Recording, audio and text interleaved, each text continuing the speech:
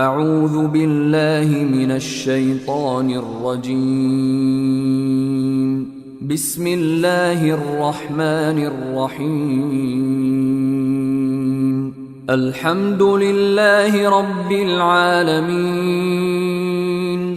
الرحمن الرحیم مالک یوم الدین إياك نعبد وإياك نستعين اهدنا الصراط المستقيم صراط الذين أنعمت عليهم غير المغضوب عليهم ولا الضالين.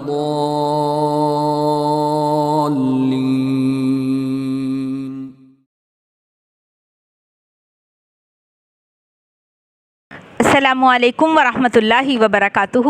جی کیا حال ہے آپ سب لوگوں کا؟ امید ہے خیریت سے ہوں گے.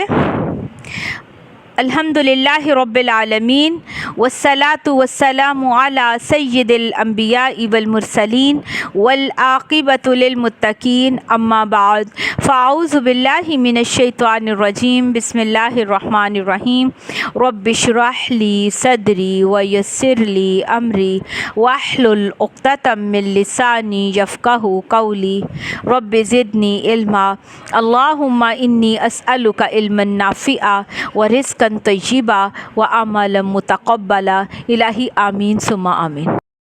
کل ہم نے جو قربانی کے بارے میں پڑھا کہ قربانی کا لفظ قرب سے نکلا ہے اور یہ حضرت ابراہیم علیہ السلام کی سنت کی پیروی میں ساری امت مسلمہ 10 ذی الحج سے 13 ذی الحج تک جانور قربان کر کے ہم اس سنت پر عمل کرتے ہیں، اور اس کا حکم نبی صلی اللہ علیہ وآلہ وسلم کو بھی دیا گیا اور اس کے بعد آپ صلی اللہ علیہ وسلم کی ساری امت کو.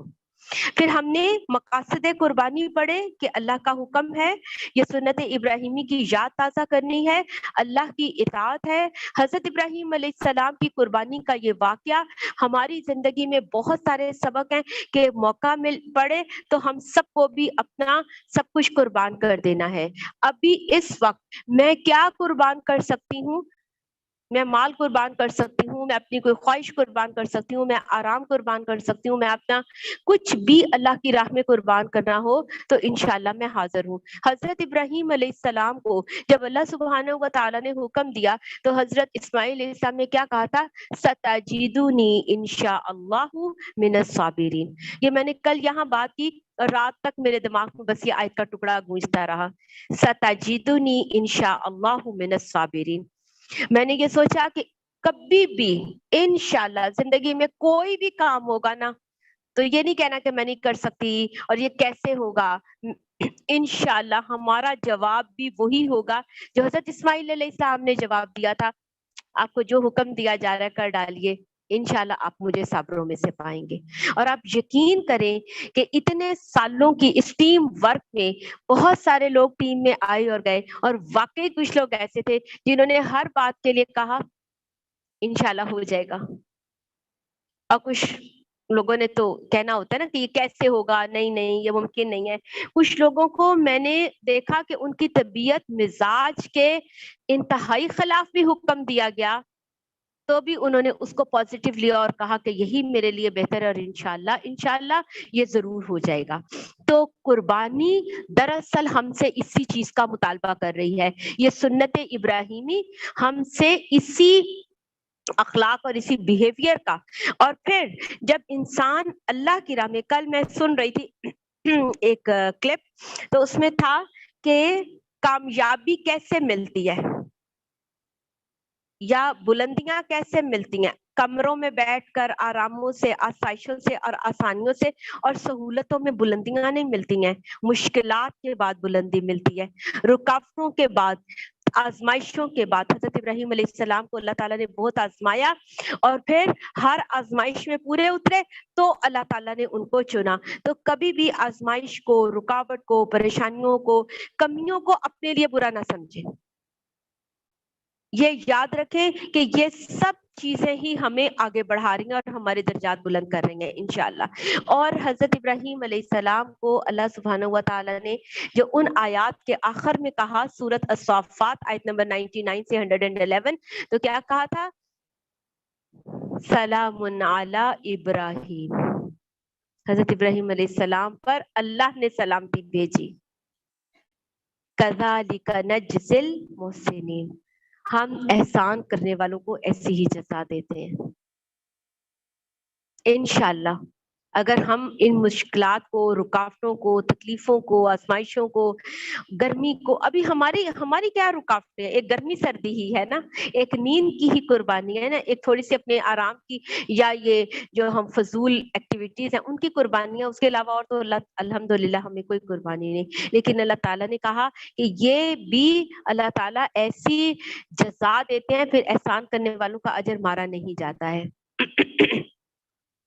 اس کے بعد ہم نے قربانی کی اہمیت پڑھی اور طریقہ کار دیکھا کہ آپ صلی اللہ علیہ وسلم کس طرح قربانی کرتے. احکام قربانی میں ہم نے دیکھا کہ قربانی کرنے والا ذی الحجہ کا چاند دیکھنے کے بعد بال اور ناخن نہیں کاٹیں گے، اور 10 11 12 13 ذی الحجہ تک کسی بھی دن قربانی کر لیں. سب گھر والوں کی طرف سے قربانی کی جا سکتی ہے، گھر کے ڈفرینٹ افراد کی طرف سے قربانی کی جا سکتی ہے. جو لوگ کما رہے ہیں وہ خود بھی کر سکتے ہیں. اور قربانی کے لیے کوئی شرط نہیں ہے کہ وہ صاحب نصاب ہو.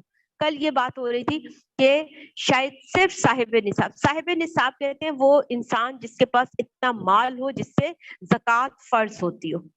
تو یہ ضروری نہیں ہے. نبی صلی اللہ علیہ وسلم اپنی زندگی میں کبھی بھی، ساری عمر بھی صاحب نصاب نہیں تھے، لیکن آپ صلی اللہ علیہ وسلم نے ہمیشہ قربانی کی. تو قربانی کے لیے صاحب نصاب ہونا شرط نہیں ہے. پھر سب گھر والوں کی طرف سے ایک جانور بھی کیا جا سکتا ہے، اور ڈفرینٹ قربانی، زیادہ بھی قربانیاں ہو سکتی ہیں. پھر آپ قربانی کا گوشت 3 حصوں میں تقسیم بھی کر سکتے ہیں، کہ گھر والوں کے لیے، رشتہ داروں کے لیے، ضرورت مندوں کے لیے، اور آپ سارے کا سارا بھی دے سکتے ہیں اور سارا گھر بھی رکھ سکتے ہیں. گوشت کی تقسیم کے لیے اللہ سبحانہ و تعالیٰ نے قرآن پاک میں جو ہمیں فرمایا یہ وہ کیا ہے؟ فَكُلُوا مِنْهَا وَأَطْعِمُوا الْقَانِعَ وَالْمُعْتَرَ. یہ 3 حصے آپ نے ضرور کرنے ہیں. نمبر 1 اپنے کھانے کے لیے رکھیں. نمبر 2 ایسے سفید پوش ضرورت مند افراد جو مانگتے نہیں ہیں لیکن ان کے گھر میں قربانی نہیں ہے، تو آپ ان سب کے لیے لازمی طور پر ان کے گھروں میں بھیجوائیں. آپ اپنے گلی محلے میں ارد گرد کہیں نہ کہیں اس سارے کو دیکھ لیں، اور اس کے بعد آپ اس کو لازمی طور پر، اور ضرورت مند اور سائل جو آ جائے. تو اب یہ بھی میں دیکھ رہی تھی کہ ہمارے ہاں عام طور پر جو سائل دروازے پر آتے ہیں ان کو بہت برا جھڑک دیتے ہیں. کہتے ہیں کہ انہوں نے تو ہر دروازے سے مانگنا ہوتا ہے، اور انہوں نے اتنا اکٹھا کر لینا ہوتا ہے، اور انہوں نے بیچنا ہوتا ہے، اور انہوں نے سکھانا ہوتا ہے. بھئی انہوں نے جو بھی کرنا ہوتا ہے، کہاں اتنا اکٹھا ہوتا ہے؟ اور اس غریب نے جو سائل آیا ہے اس سے تو سال میں ایک بار گوشت کھانا ہے، ایک بار. اور ایسی نیگیٹو باتیں نہیں کرنی چاہیے، بالکل بھی نہیں، کہ یہ تو ہر دروازے سے مانگ لیتے ہیں، یہ تو اتنا اکٹھا کر لیتے ہیں. کہاں اکٹھا ہوتا ہے؟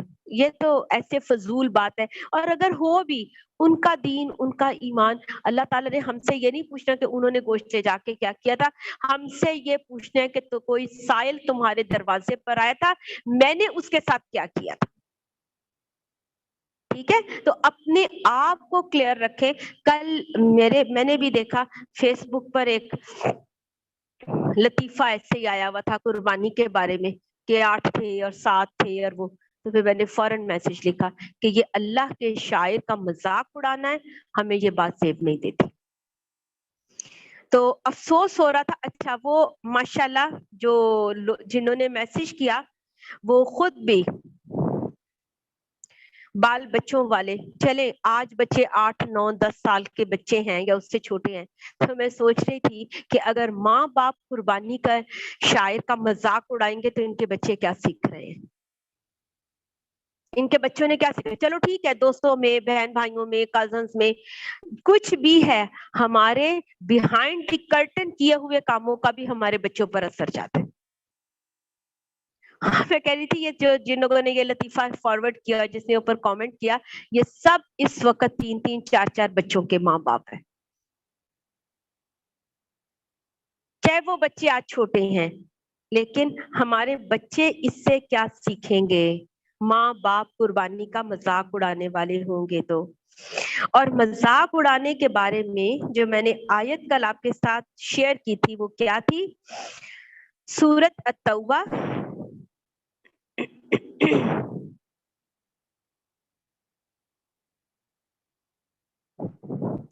سورۃ التوبہ آیت نمبر 65.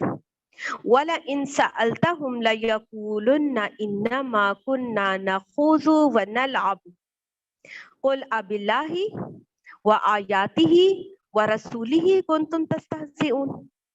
اگر آپ ان سے پوچھیں کہ تم کیا کر رہے تھے تو کہیں گے کہ ہم تو بس ایسے ہنسی مذاق کر رہے تھے. We are just joking. ہم تو مذاق کر رہے تھے.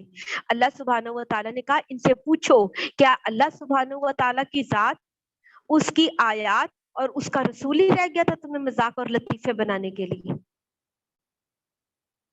کیسی یہ بات ہے، کیسی سوچ ہے، یہ کتنی گھٹیا بات ہے کہ ہم نعوذ باللہ اللہ تعالیٰ پر، اس کی نشانیوں پر، اس کے شاعر پر، اس کے رسول پر، قربانی پر، مسجد پر، مولوی پر، جنت پر، دوست اب تو جنت کے اوپر بھی لطیفے، اب تو فرشتوں پہ بھی لطیفے بنائے ہوئے. ہمارے ایمان کا یہ حال ہے.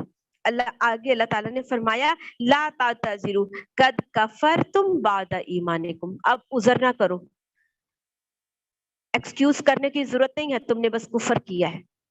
ایمان لا کر شاعر اللہ کا، دین کا مذاق اڑانا گویا اللہ کے ساتھ کفر کرنا، ان آیات کے ساتھ کفر کرنا. اچھا، ہم اپنے باپ کا مذاق اڑاتے ہیں؟ غصہ آتا ہے اگر کوئی ایسا کرے تو. کوئی ہمارے ابو کو خوش کہے، برداشت کریں گے ہم؟ امی کو کوئی کچھ کہے، آپ کی امی موٹی ہیں یا کوئی ایسے، تو ہم برداشت کریں گے؟ بھائی ہم تو نہیں برداشت کرتے. اور اللہ کی آیات اور اللہ کی نشانیوں کے اوپر مذاق اڑا رہے. اور پھر ہم پتہ نہیں وہ کس طرح کے لوگ ہیں جن کو ہنسی بھی آ جاتی ہے، اور کس طرح کے لوگ ہیں جو آگے بھی فارورڈ کر دیتے ہیں. کوئی ضمیر، کوئی ایمان، کوئی انسانیت ہی نہیں ہم میں. اپنے باپ کا تو مذاق کوئی نہ اڑائے، ہمارے بچوں کو تو کوئی کچھ نہ کہے، اور اللہ کے دین کا مذاق اڑا اور ہم ٹھنڈے سے سن بھی لیں. آپ لوگوں نے ایسے نہیں کرنا انشاءاللہ. ٹھیک ہے. اور ایک اور بات جو بہت اہم ہم نے قربانی کے حوالے سے دی تھی، دیکھی تھی، وہ یہ کہ قربانی کے کام کو خوش دلی سے کرنا ہے. ٹھیک ہے، خوش دلی سے. اور اس میں آپ چھریاں تیز کروا لیں. آپ قربانی کے لیے استعمال ہونے کے لیے جو برتن ہیں ان کو پہلے بڑی پرات، پتیلے پہلے نکال کے رکھ لیں. شاپر منگوا کے رکھ لیں. ہر گھر میں شاپر کا مسئلہ ہوتا ہے عید والے دن، تو آپ تھوڑے سے شاپر منگوا لیں. یہاں سٹال پر شاپر اویلیبل ہے، نصرت باجی کے پاس سے خرید لیں تھوڑے سے شاپر، اور گھر جا کے رکھ لیں. اب دیکھیں آپ کے گھر والے حیران ہو جائیں گے کہ اتنی عقل مندی اور سمجھداری. ڈال کے دینا ہوتا ہے، سمیٹ کے رکھنا ہوتا ہے. اچھا، پھر اسی طرح سے چھوٹی سی چٹس کاٹ کے رکھ لیں اور مارکر کے ساتھ لکھ کر رکھ لیں. یہ بڑے کا گوشت ہے، یہ چھوٹے کا ہے، یہ قیمے والا ہے، یہ کوئی اور جو بھی. ظاہر ہے یہاں آپ دیکھیں کہ ہم نے اس پمفلٹ میں ملا کھاؤ اور ذخیرہ بھی کرو. یہ بھی آپ صلی اللہ علیہ وسلم نے فرمایا کہ آپ اس میں سے تھوڑا بہت رکھ بھی سکتے ہیں. کوئی اگر رکھ بھی رہا ہے تھوڑا بہت تو کوئی مسئلہ نہیں ہے، آپ تھوڑا بہت اس میں سے رکھ بھی سکتے ہیں. سارا بھی دے سکتے ہیں، سارا گھر کے افراد کے لیے استعمال بھی کر سکتے ہیں. لیکن ہے تو اللہ کی رضا کے لیے، اس کا مقصد تو تقوی کا حصول ہے، اللہ کی رضا ہے. تو اصل میں تو یہی بات مد نظر ہونی چاہیے. ٹھیک ہے. اور ایک اور بات یہ تھی کہ انشاءاللہ آپ سب لوگوں نے عید نماز بھی پڑھنی ہے. ابھی میں یوم ترتیب سے چلتے ہیں. آج قربانی کی بات مکمل ہو گئی. ہم نے قربانی کے مقصد بھی پڑھ لیا، طریقہ کار بھی پڑھ لیا انشاءاللہ. اور آج ہم دیکھیں گے ان کے اس کے بعد اگلا جو اہم دن ہے عشرہ ذوالحجہ کا وہ یوم عرفہ ہے. ٹھیک ہے, تو آج میں پہلے تھوڑی بات ہم یوم عرفہ کی فضیلت اور کرنے کے کام کے حوالے سے پڑھیں گے, اور پھر میں اینڈ پر آپ کو آپ کے پمفلٹ سے عید الاضحیٰ اور اس کی تیاری اور اس کے کرنے کے کام آپ کو بتاؤں گی. ٹھیک ہے, تو آج کا لیکچر 3 پوائنٹس پر ہو گیا. قربانی کے ٹاپک کو میں نے آج دوبارہ ایک دفعہ ریویو کر دیا. اب ہم یوم عرفہ 9 ذی الحج کے دن کی فضیلت اور کرنے کے کام اور پھر انشاءاللہ آخر میں عید کے بارے میں دیکھیں گے. یوم عرفہ 9 ذی الحجہ کا دن اس عشرے کا سب سے اہم دن ہے, بہت زیادہ فضیلت والا دن ہے, اور اس دن کو اللہ سبحانہ و تعالی نے کہا کہ یہ جہنم سے نجات اور آزادی کا دن ہے. جہنم سے نجات اور آزادی کا دن ہے. کوئی مسلمان, کوئی کلمہ گو مسلمان ایسا نہیں ہے جس کے دل میں اللہ کے گھر جانے کا شوق, ارادہ, نیت نہ ہو. ہر ایک کی تڑپ ہے, امیر ہو غریب ہو, چاہے نمازیں پڑھتے ہو نہ پڑھتے ہو, اللہ کے گھر جانے کا شوق ہے. لیکن یہ شوق کا پریکٹیکل جو آسپیکٹ ہے یا یہ شوق کا عملی اظہار کیا ہے, اس گھر کو تو میں اور آپ زندگی میں 1 یا 2 بار ہی دیکھ سکتے ہیں, لیکن اس گھر کی طرف نمازیں ہر روز دن میں 5 بار پڑھ سکتے ہیں. یہ کیسا شوق ہے کہ اس گھر کے جانے کا شوق ہے اور نماز پڑھتے نہیں ہیں, حالانکہ دن میں 5 بار اس قبلے کا احترام اور استقبال قبلہ اس بات کا ثبوت ہے کہ ہم سب اللہ کے گھر جانے کا شوق رکھتے ہیں. نبی صلی اللہ علیہ وسلم, آپ کو پتہ ہے ہجرت کے بعد 16-17 ماہ اللہ کے حکم کے مطابق نبی صلی اللہ علیہ وسلم نے بیت المقدس کی طرف رخ کر کے نماز پڑھی تھی, اور ہر نماز میں آسمان کی طرف منہ اٹھا کر وحی کا انتظار کرتے تھے کہ کب وحی آئے اور کب قبلہ تبدیل کر کے خانہ کعبہ کر دیا جائے. کیوں کرتے تھے؟ محبت تھی نا اس گھر سے. تو اگر ہم سب کو بھی اللہ کے گھر سے محبت ہے نا, ہر نماز کے وقت جائے نماز پہ کھڑے ہوں قبلے کی ڈائریکشن پر, تو ضرور کہ اللہ تعالیٰ ہمیں دکھا بھی دے, ہمیں وہاں لے بھی جا انشاءاللہ. دنیا میں اچھا پھر یہ کہ اس گھر تک جانے کا شوق ہونا بھی چاہیے, یہ بھی ہمارے ایمان کا حصہ ہے. حضرت ابو ذر رضی اللہ تعالی عنہ سے رسول اللہ صلی اللہ علیہ وسلم سے پوچھا, زمین پر سب سے پہلی مسجد کون سی بنائی گئی؟ آپ صلی اللہ علیہ وسلم نے فرمایا بیت اللہ, بیت الحرام, خانہ کعبہ زمین پر سب سے پہلے مسجد بنائی گئی. کہا اس کے بعد؟ فرمایا بیت المقدس.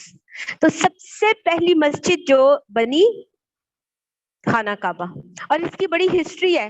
سب سے پہلے فرشتوں نے بنایا, پھر حضرت ابراہیم حضرت اسماعیل علیہ السلام نے بنایا, پھر اس کے بعد کس نبی نے کس طرح, تو اس کی پوری ہسٹری ہے انشاءاللہ, وہ تو آپ ضرور پڑھیں گے.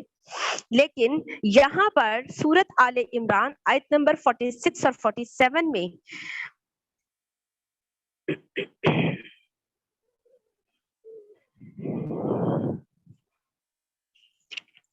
سورت آل عمران نہیں, میرا خیال ہے کہ سورت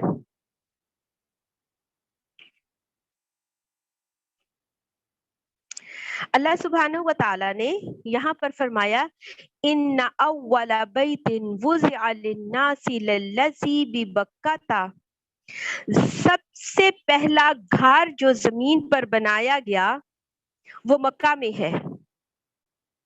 پہلا گھر جو تعمیر کیا گیا وہ مکہ میں ہے, اور اس کو بنانے کا مقصد کیا تھا کہ اس میں لوگ اللہ سبحانہ و تعالیٰ کی عبادت کریں اور اس کی طرف رخ کر کے نماز پڑھیں. وَإِذْ جَعَلْنَا الْبَيْتَ مَثَابَةً لِلنَّاسِ وَأَمْنًا, اس گھر کو بنایا لوگوں کے لیے امن کی جگہ.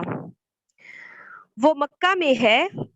وَمَن دَخَلَهُ كَانَ آمِنًا, جو اس گھر میں داخل ہوا وہ امن میں آ گیا.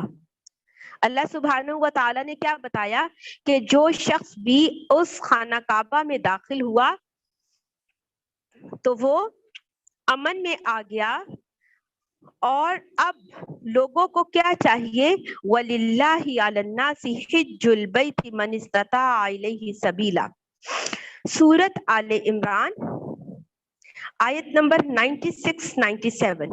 इन्ना अव्वल बैतिन वुदिअ लिन्नासि लल्लज़ी बिबक्कता मुबारकन व हुदल लिल आलमीन फीही आयातुम बय्यिनातुम मकामु इब्राहीम व मन दखलहु काना आमिना वलिल्लाहि अलन्नासि हिज्जुल बैति मन इस्तता इलैहि सबीला वमन कफर फइन्नल्लाह गनिय्युन अनिल आलमीन। बेशक जमीन पर सबसे पहला घर जो बनाया गया वो मक्का में है। हजरत अबू ज़र रज़ियल्लाहु ताला अन्हु की हदीस से भी पता चल गया, पहला घर जमीन पर जो पहली मस्जिद बनाई गई वो अल्लाह सुब्हानहू व तआला के नाम पर, वो खाना काबा है। उस कहा कि वो बहुत बरकत है और हुदल लिल आलमीन, सब लोगों के लिए बाइसे हिदायत है, हिदायत का जरिया है लोगों के लिए। तो जो कोई, और इसमें रोशन निशानियां हैं और मकामी इब्राहिम है, जो कोई इस घर में दाखिल हो गया वो अमन में आ गया। अब अगली बात गौर से सुने, वलिल्लाहि अलन्नासि हिज्जुल बैति मन इस्तता इलैहि सबीला। जो इस घर में जाने की इस्तिताअत रखता है उसको चाहिए उस घर का हज करे। तो ये शौक भी होना चाहिए, कोशिश भी होनी चाहिए, हमारी प्रायोरिटी भी होनी चाहिए कि हम अल्लाह सुब्हानहू व तआला के घर जाएं। ये एक मरकजी इबादत का है, इबादत का रुख और मस्जिद की हैसियत। अच्छा, फिर उस घर जाने का शौक है, घर जाना है, लेकिन उस घर की इबादत नहीं करनी। इबादत किसकी करनी है? अल्लाह ताला की। कहां से पता चला? सूरत कुरैश, फलयाबुदू रब्ब हाज़ल बैत। उस घर की इबादत नहीं है, उस घर के रब की इबादत है। तो वो रब तो हर जगह मौजूद है, 5 वक्त की फर्ज नमाज पढ़े वो रब मौजूद है। उस इस्तकबाले किबला के साथ ही दिमाग में डालें कि अल्लाह ताला मुझे बस उस घर भी बुलाना, इंशाल्लाह इंशाल्लाह। तो उस घर के रब की इबादत करनी है, उस घर में अमन है, इबादत का लुत्फ।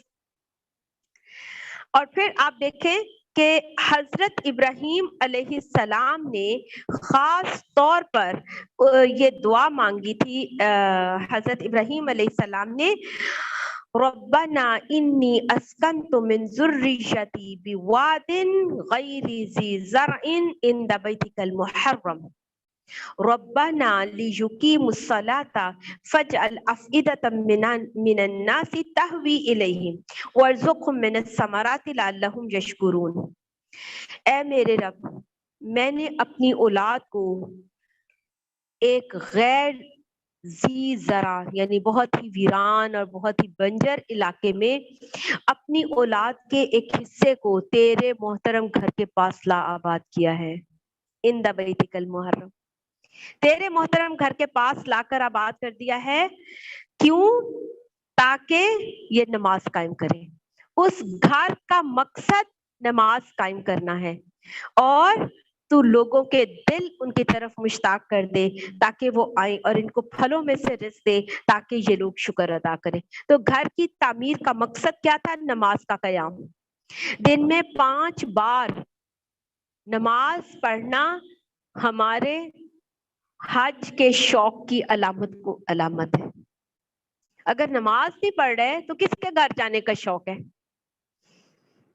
मकसद तो, और फिर देखें 2 बातें ना, मकसद क्या था? नमाज कायम करें। नंबर 2, फलयाबुदू रब्ब हाज़ल बैत, उस घर की तो इबादत करनी नहीं है, इबादत तो अल्लाह की करनी है। ठीक है। तो जिसको नमाज का ही शौक नहीं, जो नमाजों की पाबंदी नहीं, जो नमाजों का एहतमाम नहीं, फिर वो किस जबान से कह रहे हैं कि हमें अल्लाह के घर जाने का बहुत शौक है।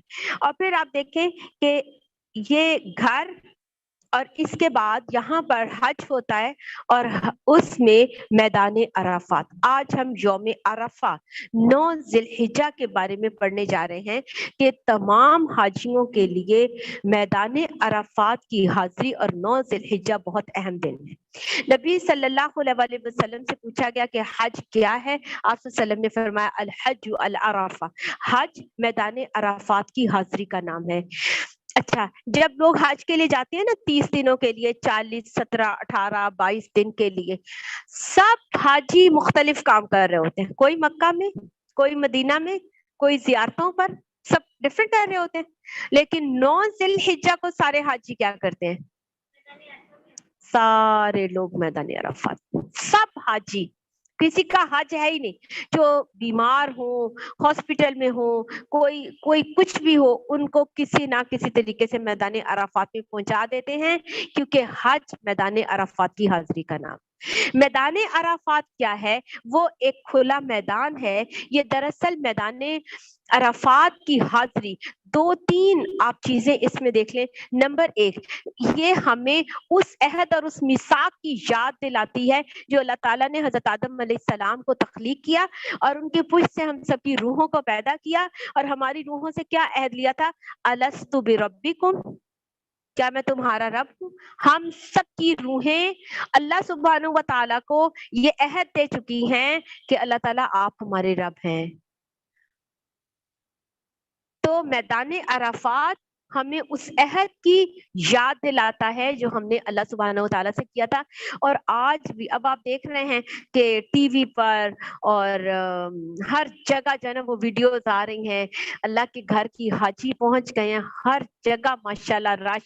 کبھی نماز آ رہی ہوتی ہے، کبھی طواف دکھا رہے ہوتے ہیں، ماشاءاللہ بار بار دیکھ کے عجیب ایک کیفیت ہوتی ہے. اور سب چل رہے اوپر بھی نیچے بھی سارے فلورز پر طواف ہو رہا تھا. کل میں دیکھ رہی تھی اس کو، تو کیسی یہ یکسوئی، یہ اللہ کے آگے اپنے آپ کو سبمٹ کرنا ہے. کیا ہے یہ؟ بس سب ایک ہی طرف. یہ توحید کا سبق ہے، یہ سپردگی کا سبق ہے. یہ ہم سب کو بھی اللہ تعالیٰ دکھا رہے ہیں کہ دیکھو ان سب نے اپنا آپ اللہ کے سپورٹ کر دیا اور وہاں پہنچ گئے ہم بھی، اور ہم نے وعدہ الست میں توحید کا اقرار کیا تھا. پھر میدان عرفات میں ہماری روحیں پہنچی تھی اور ہم نے اللہ سبحانہ و تعالیٰ کا کے توحید کا اقرار کیا. نمبر 2، میدان عرفات میدان حشر کی بھی یاد دلاتا ہے. قیامت کہاں سے شروع ہوگی؟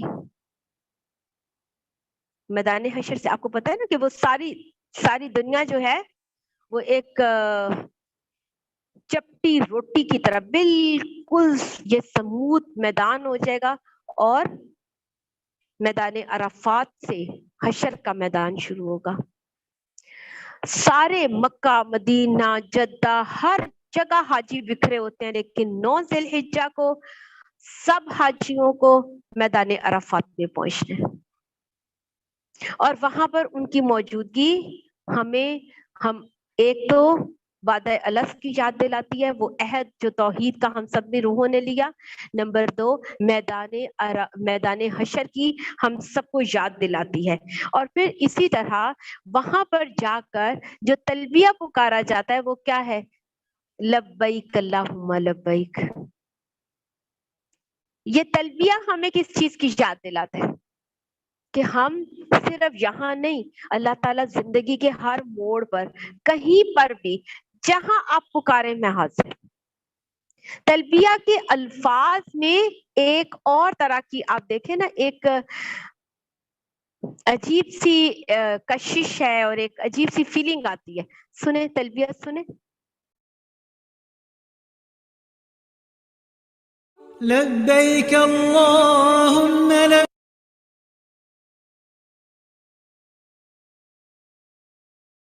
لبیک اللہم لبیک لبیک اللہم لبیک لبیک لا شریک لک لبیک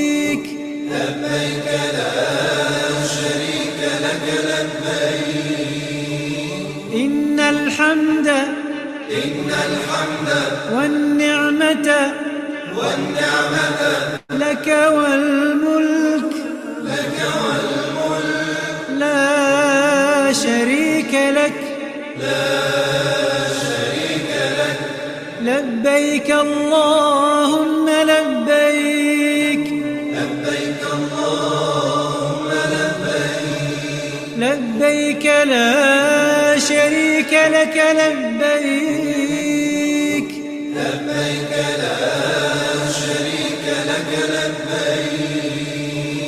إن الحمد والنعمة لك والملك لا شريك لك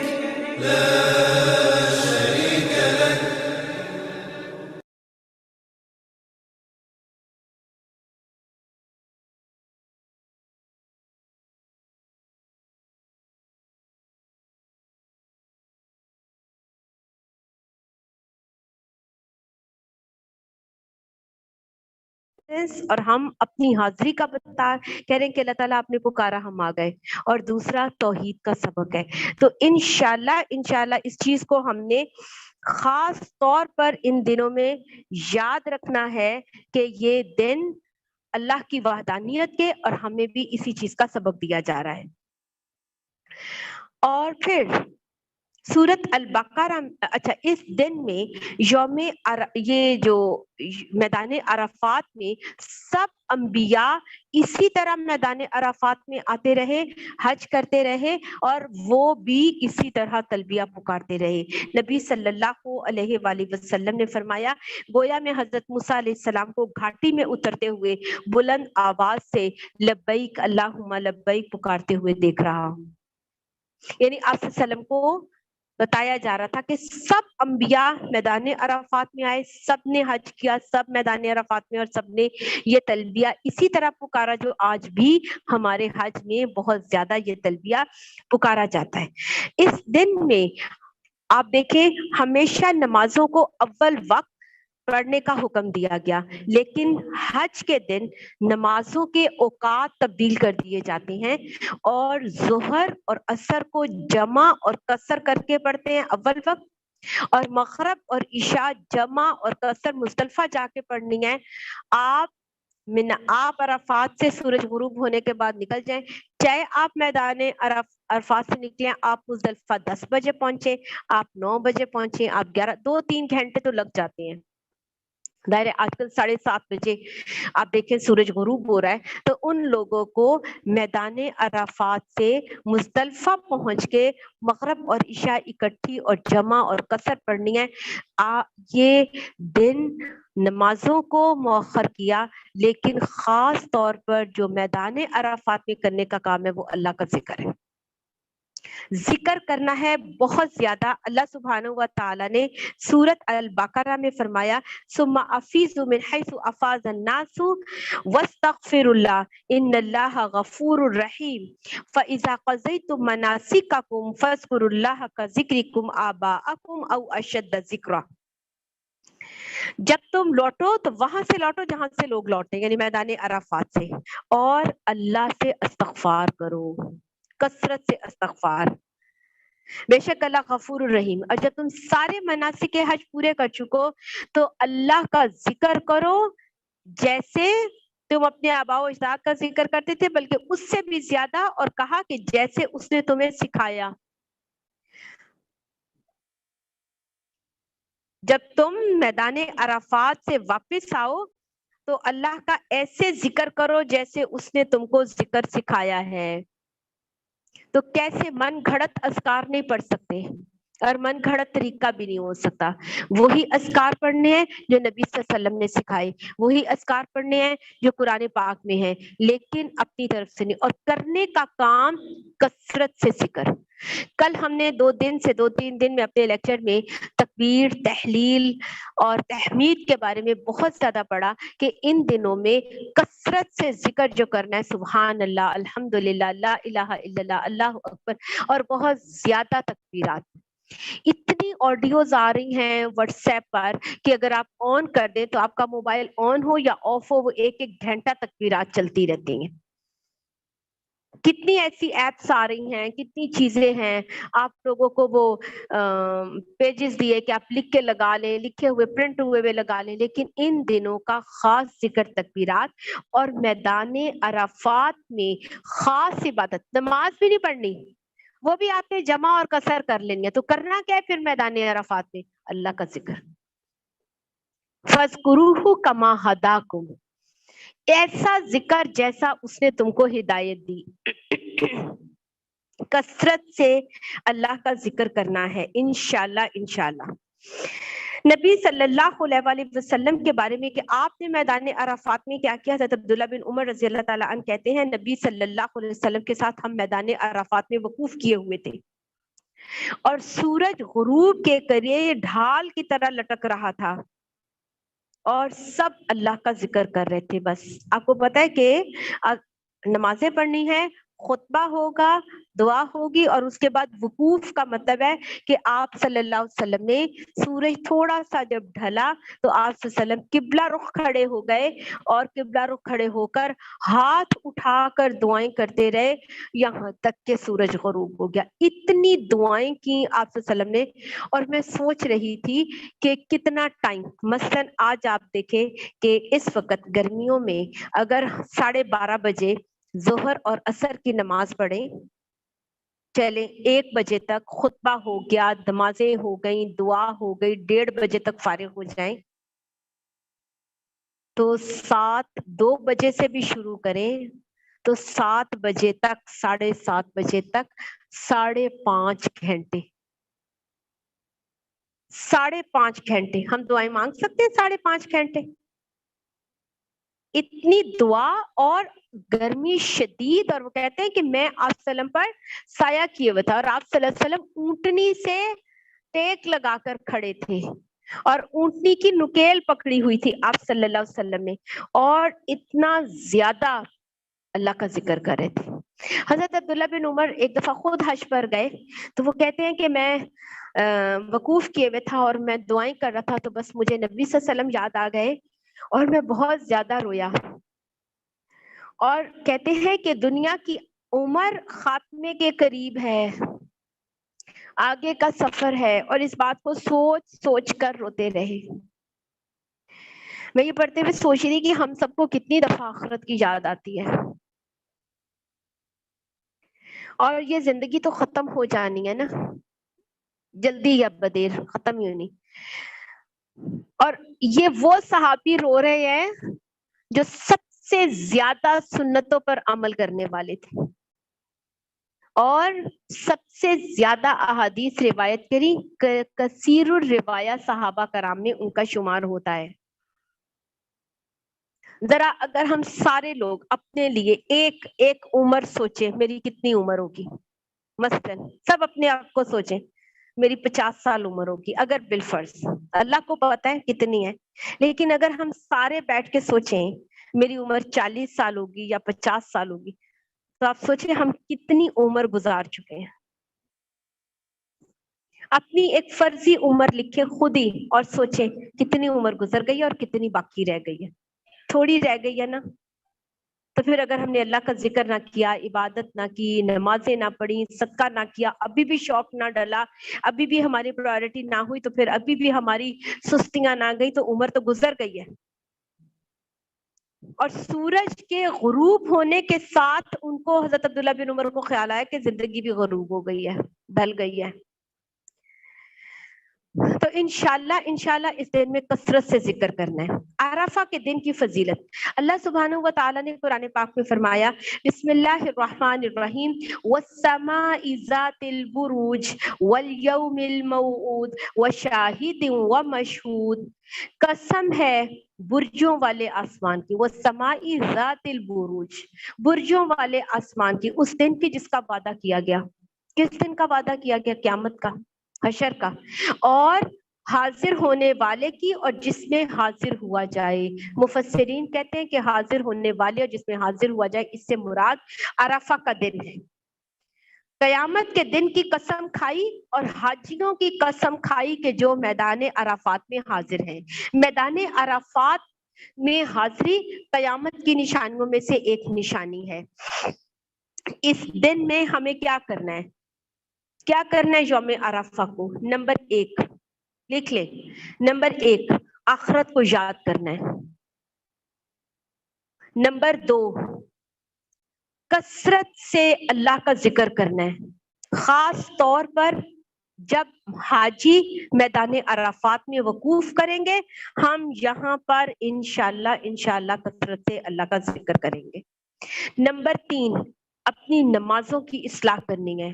اور نمبر 4 ہم نے روزہ رکھنا ہے، کیونکہ اس دن کی خاص عبادت روزہ ہے.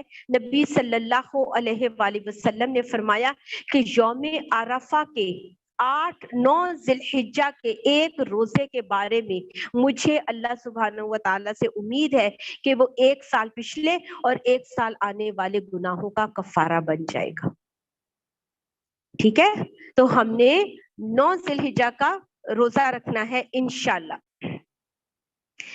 ذکر کرنا ہے بہت زیادہ، ہاتھ اٹھا کر. رسول اللہ صلی اللہ علیہ وسلم میدان عرفات میں اونٹنی پر سوار تھے، قصوہ پر، اپنی اونٹنی قصوہ پر تھے. جب آپ نے وقوف کرنا تھا تو آپ اونٹنی کھڑے ہوئے، اور پھر جیسے آپ اونٹنی پر سوار تھے اور آپ کی اونٹنی کا رخ ٹیلوں کی طرف تھا، اور آپ صلی اللہ علیہ وسلم نے اس کی جب دیکھا کہ اونٹنی ذرا گر رہی ہے یا تھوڑا لیزی ہو رہی ہے، تو آپ صلی اللہ علیہ وسلم نے ایک ہاتھ سے اس کی لگام پکڑ لی، اور حضرت اسامہ بن زید کہتے ہیں کہ ایک ہاتھ اٹھا کر دعا کرتے رہے.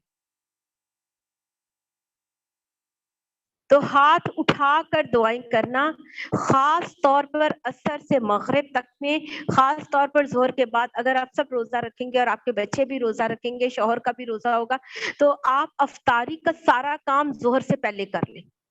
کھانا بھی بنا لیں، شربت بھی بنا کے رکھ لیں، جو کچھ کرنا ہے آپ پہلے کر لیں، کیونکہ مختصر ہی ہوگا نا، اگلے دن تو عید ہے، اتنا بہت کچھ نہیں پکانا ہوگا. سب کچھ کر لیں تاکہ وہ وقت ہم زیادہ سے زیادہ اللہ سبحانہ و تعالیٰ سے دعا کر سکیں.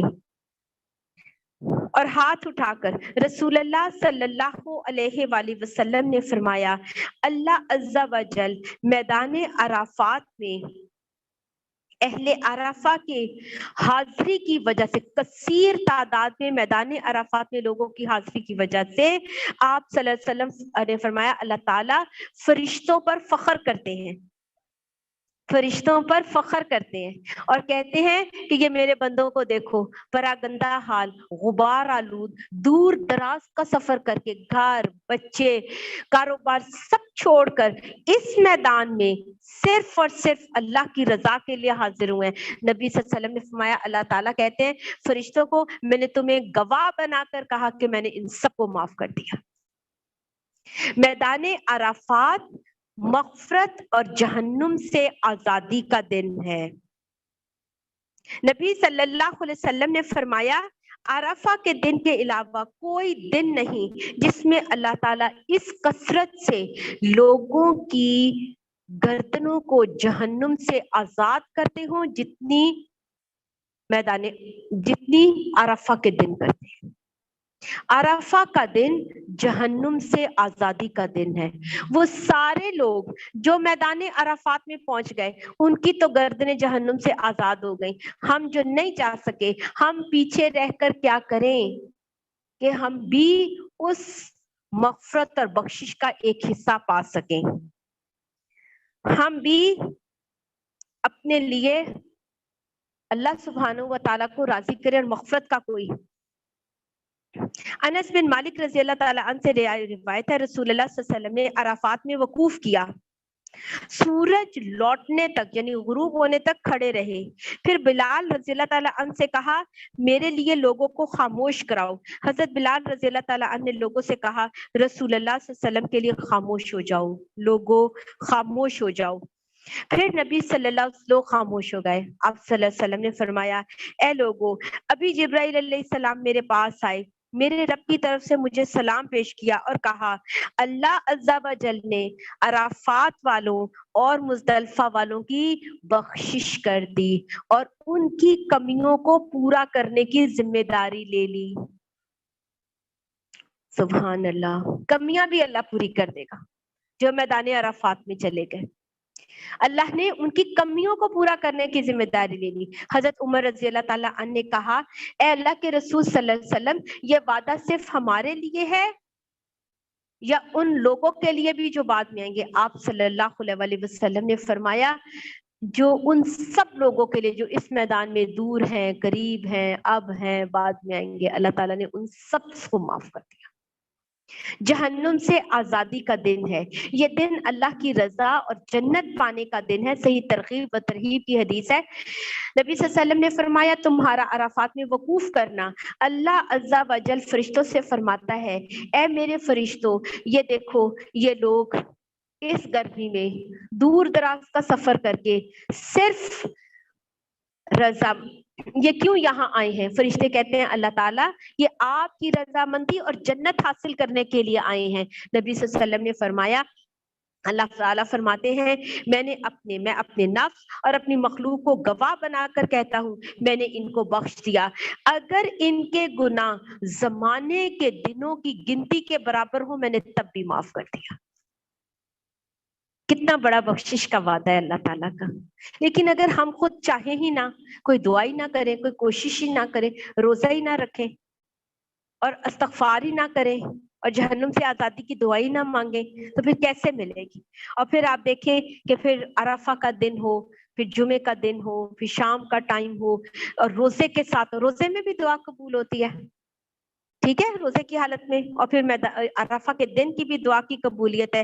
تو انشاءاللہ ہم سب نے اس کا بہت اہتمام کرنا ہے، خاص طور پر غسل کریں، خاص طور پر روزہ رکھیں، خاص طور پر اذکار کریں۔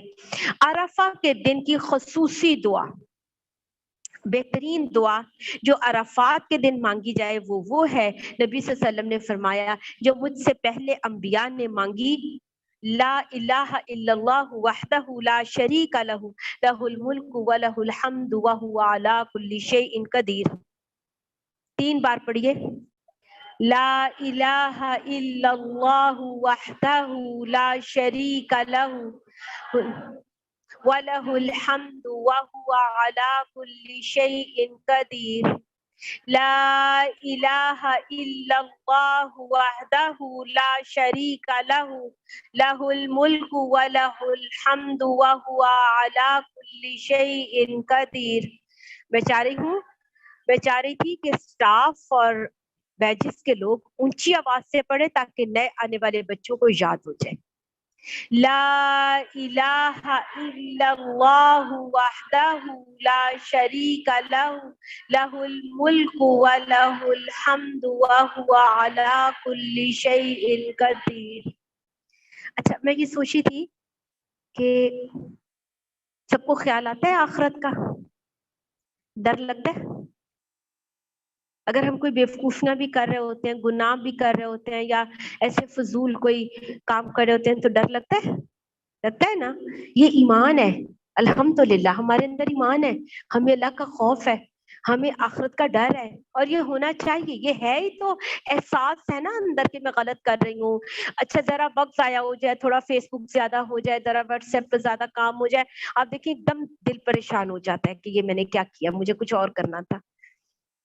یہ آخرت کا خوف ہے، یہ احساس ہے جو ہمیں انشاءاللہ ہدایت پر رکھے گا، اور اسی احساس کے ساتھ اس دعا کو مانگنا ہے۔ ساری دعائیں آپ سب کے پاس وَإِيَّاكَ نَسْتَعِينُ ہے، الحمدللہ اس میں مغفرت اور بخشش کی دعاؤں کے الگ ٹاپک کے ساتھ دعائیں، قرآنی اور مصنون دعائیں ہیں۔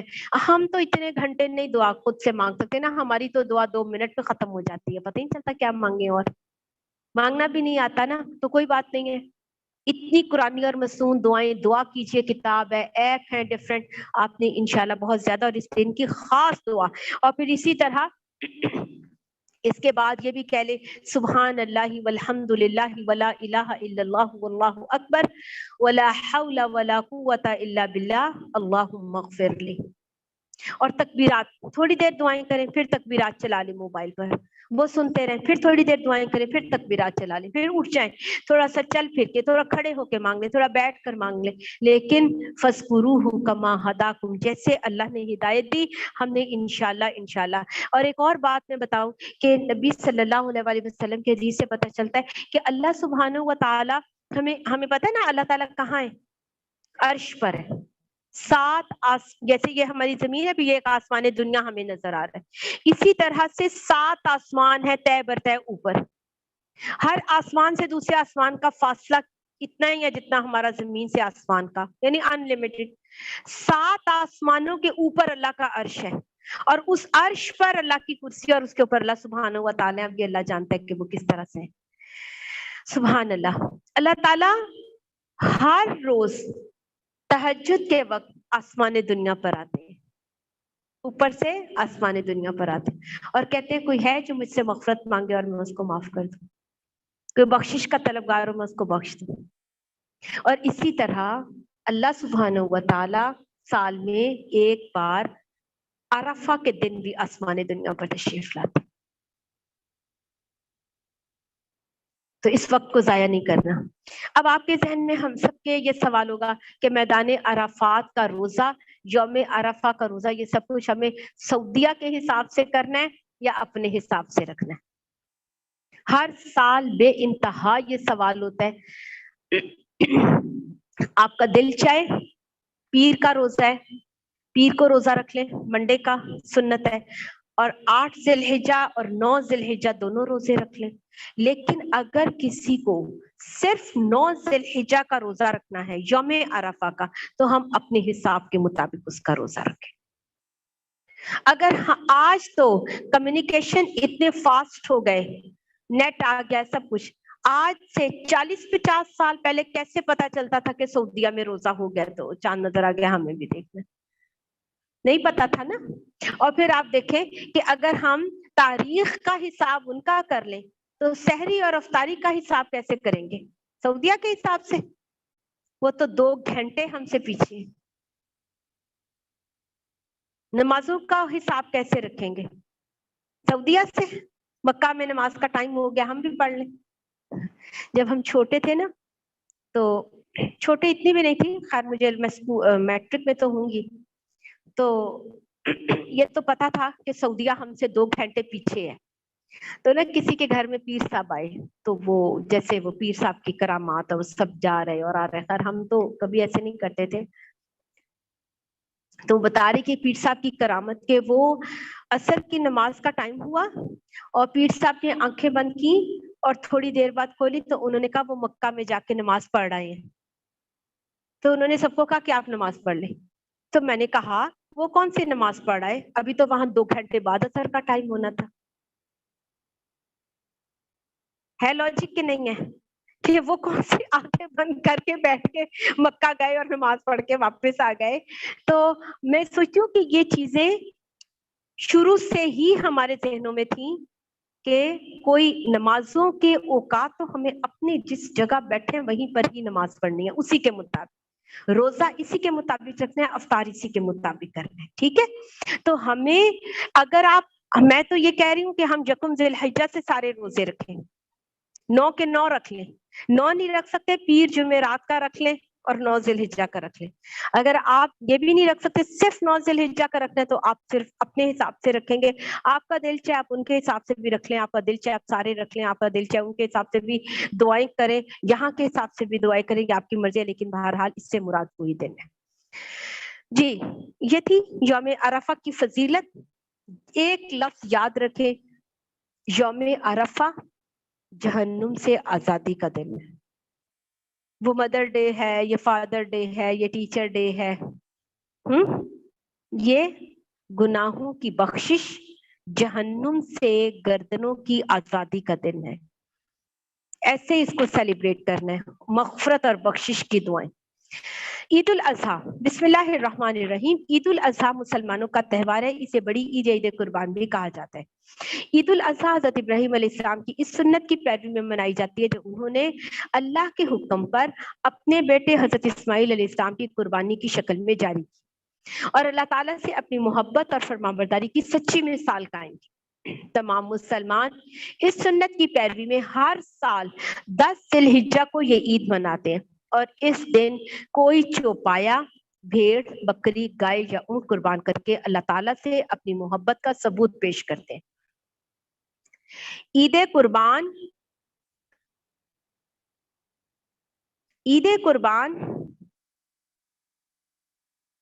قربانی عید کی نماز کے بعد چاشت کے وقت کی جاتی ہے۔ چاشت کے وقت کو عربی میں ضحیٰ کہتے ہیں، اس لیے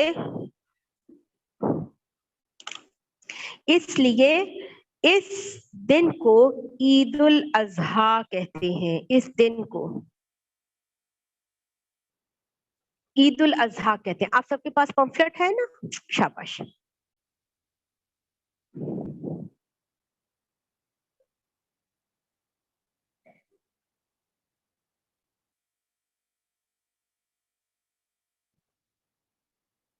حضرت انس بن مالک رضی اللہ تعالیٰ عنہ سے روایت ہے کہ دور جاہلیت کے لوگوں کے لیے سال میں 2 دن تھے جن میں وہ خوشی منایا کرتے تھے۔ نبی کریم صلی اللہ علیہ وآلہ وسلم مدینہ تشریف لائے تو آپ نے فرمایا، تمہارے لیے سال میں 2 دن تھے جن میں تم خوشیاں منایا کرتے تھے، اللہ تعالیٰ نے ان سے بدل کر تمہیں 2 بہتر دن عطا فرما دیے ہیں، عید الفطر کا دن اور عید الاضحیٰ کا دن۔ سنن نسائی۔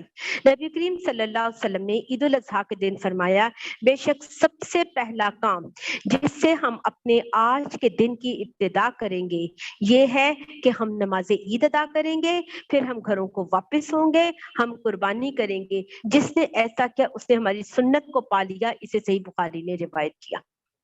ٹھیک ہے، تو پہلے عید نماز ہے اور پھر اس کے بعد قربانی ہے۔ عید الاضحیٰ کرنے کے دن کرنے کے کام، نمبر 1 غسل کرنا۔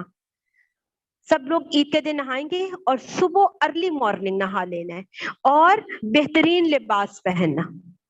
اچھا، یہاں کیا لکھا ہوا ہے؟ کون سا لباس پہننا ہے؟ بہترین۔ نیا تو نہیں لکھا ہوا یا نیا لکھا ہوا ہے؟ پھر ہم کیوں اتنا رو رہے ہوتے ہیں اور اتنا کہ بس نیا ہی ہونا چاہیے، اور پھر اس کے ساتھ ساری میچنگ بھی ہونی چاہیے، اور جیولری اور جوتے بھی ہونے چاہیے، اور اس کے اوپر لیسیں بھی لگی ہونی چاہیے۔ بھئی اگر مل جائے تو ٹھیک ہے، نہیں ملے تو خیر ہے، کیا فرق پڑتا ہے اس سے؟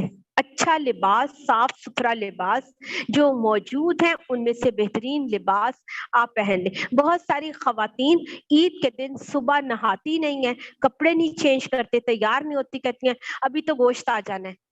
بھائی گوشت تو اپنے وقت پر آئے گا، آپ نہا دھو کر تیار ہو، خوش ہو، فریش ہو، عید کا دن ہے، نبی صلی اللہ علیہ وسلم کی سنت ہے، اس کے اوپر عمل کریں۔ اور کچھ لوگ سوئے رہتے ہیں، اٹھتے نہیں، ہم نے کون سا عید نماز کے لیے جانا ہے؟ تو خواتین بھی جائیں، بچیاں بھی جائیں، آپ نے نہیں بھی جانا، اٹھے، گھر صاف کریں، خود فریش ہو، نہائیں دھوئیں، سب کے ساتھ زیب و زینت کا اہتمام کرنا، کثرت سے تکبیرات پڑھنا، عید کی نماز سے قبل کچھ نہ کھانا، نماز عید کے لیے جلدی جانا، خواتین اور بچوں کو عیدگاہ لے کر جانا، اذان اور اقامت کے بغیر عید کی نماز پڑھنا، نماز کے بعد خطبہ سننا، باہم ملاقات کرنا اور ایک دوسرے کو مسنون دعا دینا۔ اور مسنون دعا کیا ہے؟ تقبل اللہ منا ومنکم۔ رمضان المبارک میں روزے رکھے، قرآن پڑھا، تراویح پڑھی، اور اس کے بعد ہم عید کر رہے ہیں، ایک دوسرے کو کہتے ہیں اللہ تعالیٰ ساری عبادتیں آپ سے قبول کرے۔ عید الاضحیٰ میں ہم سب نے قربانی کرنی ہے، تو ہم سب کیا کہہ رہے ہیں ایک دوسرے کو کہ اللہ تعالیٰ یہ قربانی ہم سب سے قبول کرے۔ نماز عید کے لیے ایک راستے سے جانا اور دوسرے سے واپس آنا، ہلکے پھلکے کھیلوں اور اشعار کے ذریعے خوشی منانا، استطاعت کے مطابق قربانی کرنا، قربانی کا گوشت کھانا اور تقسیم کرنا، یہ عید کے دن کی سنتیں ہیں۔ اور جو میں نے آپ کو ہوم ورک دیا، خود بھی خوش رہیں، خوب اچھے سے کھلائیں پلائیں، پانی پلائیں، اور سب کو سرونگ کریں، گھر کے کام میں اپنی والدہ کی مدد کریں، کوئی ایک ڈش آپ سب لوگ ضرور بنائیں۔ سب کچھ اتنی ڈشز اور ریسیپیز اور یہ سارا کچھ نیٹ پر آ رہا ہوتا ہے۔ آپ سب اسٹوڈینٹس کا عید کی چھٹیوں کا ہوم ورک ہے، آپ نے کوئی ایک ڈش بنانی ہے، اور انشاءاللہ جو عید کے بعد عید ملن ہوگی اس میں بھی آپ لوگوں نے اپنی ہاتھ کی ڈش، جو ہمارا کوکنگ کمپٹیشن ہوگا اس میں آپ خود بنا کے لانے۔ اور جس کی بہت اچھی ڈش ہوگی اس کو انعام بھی ملتا ہے اور اس کی ریسیپی ہم شیئر بھی کرتے ہیں. مازوقات ماشاءاللہ بچیوں نے اتنے اچھی چیزیں بنائی. کباب، حالانکہ ہر کوئی کباب بنا رہا ہوتا ہے، بریانیاں بنائی، مٹن کی بریانیاں بنائی، مٹن کباب بنائے لوگوں نے، بچیوں نے بڑے اچھے رول، مجھے یاد آ رہا ہے پچھلے سال کسی نے بڑے اچھے رول بنائے تھے، اور سویڈش بھی بڑے مزے کی تھی. اب گرمی میں یاد آ رہی ہیں مجھے ساری چیزیں. آپ سب انشاءاللہ، آپ کو پتا اسکیڈول سارا دے دیں گے، لیکن یہ سارا کام انشاءاللہ آپ لوگوں نے اپنے طور پر اپنے گھروں میں خود ضرور کرنا ہے. ٹھیک ہے؟ وآخر دعوانا ان الحمدللہ رب العالمین. اگر کوئی سوال ہے تو آپ لوگ پوچھ سکتے ہیں. جی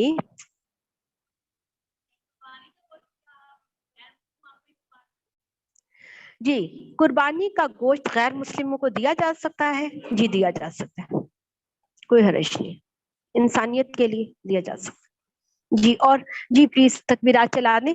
سبحانک اللہم